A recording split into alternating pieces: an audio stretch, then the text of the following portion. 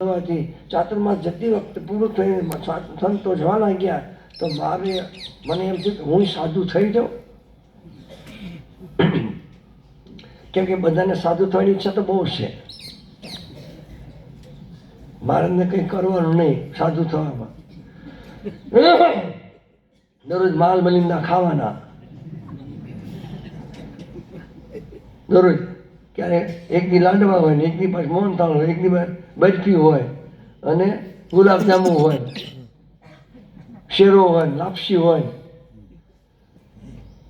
અને નારદમુનિ કે મને સાધુ થવાની ઈચ્છા થઈને મેં સંતોને કહ્યું કે મને સાથે લઈ જાઓ. પણ સાધુ મહાત્માએ કહ્યું કે તું તારી માતાને એકનો એક પુત્ર છો, તારા પિતાનો સ્વર્ગવાસ થઈ ગયો છે, એટલે તારી માતા તારા લાલન પાલન મોહને લઈને તારા લાલન પાલન કરે તું માતા સાથે રહે. સાધુ મહાત્મા જતા રહ્યા અને હું તો મારી માતા સાથે રહેવા લાગ્યો.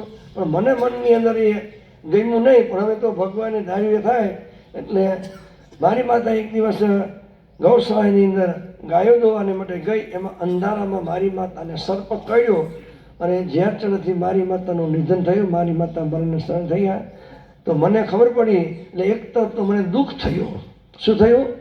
દુઃખ થયું. અને બીજી તરફ મને થોડો આનંદ પણ થયો. કે છે તમે કહે છે માતા મરી જાય દુઃખ થાય, આનંદ શેનો થતો હતો? તો જે મારા એ કર્મની અંદર વિઘ્ન હતું એ વિઘ્ન પરમાત્માએ દૂર કર્યું. જે મને મારી માતા રોકતી હતી, સાધુ મહાત્માએ મને ન લઈ સ્વીકાર કર્યો. એટલે મેં મારી માતાની બધી અંત્યેષ્ટિ કરી અને હું હવે કોઈ પૂછવાનું નહીં. એટલે હું જંગલમાં નીકળી ગયો અને ભગવાનના ધ્યાનમાં બેસી ગયો.